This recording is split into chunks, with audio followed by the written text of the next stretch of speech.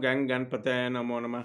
श्रीमद् वाल्मीकि रामायण सुंदरकांड छठवां सर्ग। चूड़ामणि को देखकर सीता को समाचार पाकर श्री राम को उनके लिए विलाप। हनुमान जी के ऐसा कहने पर दशरथ नंदन श्री राम उस मणि को अपनी छाती से लगाकर रोने लगे। साथ ही लक्ष्मण भी रो पड़े। उस श्रेष्ठ मणि को देखकर शोक से व्याकुल हुए श्री रघुनाथ जी अपने दोनों नेत्रों में आंसू भरकर सुग्रीव से इस प्रकार बोले।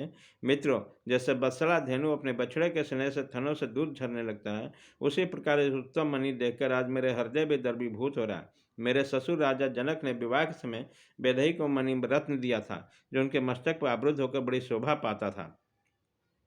जल से प्रकट हुए मणि श्रेष्ठ देवताओं द्वारा पूजित है।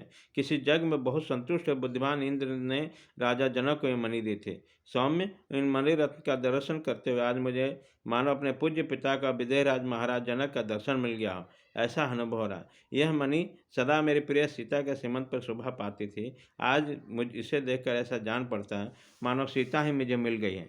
सौम्य पवन कुमार, जैसे बेहोश हुए मनुष्य को होश में लाने के लिए उस पर जल के छींटे किए जाते हैं, उसी प्रकार विदय नंदिनी ने सीता से मूर्छित हुए मुझे राम को वाक रूपी शीतल जल से सींचते हुए कि अब क्या क्या कहा है यह बारंबार बता। अब वो लक्ष्मण से बोले, सुमित्रा नंदन, सीता के आए बिना ही जो जल में उत्पन्न हुआ उस मणि को मैं देख रहा हूँ, इससे बढ़कर दुख की बात क्या हो सकती है। फिर हनुमान जी से बोले, वीर पवन कुमार, यदि विदेह नंदिनी सीता 1 मास तक जीवन धारण करेगी तब तो बहुत समय तक जी रही है। मैं तो कजरारे नेत्र वाले जानकी के बिना अब एक क्षण भी जीवित नहीं रह सकता। तुमने जहाँ मेरी प्रिया को देखा है उसी देश में मुझे भी ले चलो। उसका समाचार पाकर मैं भी एक क्षण यहाँ नहीं रुक सकता। हाय, मेरी सती साध्वी सुमित्रा सीता बड़ी भीरू है। उनका घोर उपधारी भयंकर राक्षसों के बीच में कैसी रहती होगी। निश्चय है अंधकार से मुक्त, किंतु बादलों से ढके हुए शरतकालीन चंद्रमा के समान सीता का मुख इस समय शोभा नहीं पा रहा होगा। हनुमान, मुझे ठीक ठीक बताओ, सीता जी ने क्या कहा। जैसे रोगी दवा लेने से जीता है, उसी प्रकार मैं सीता के संदेश वाक्य को सुनकर ही जीवन धारण करूंगा।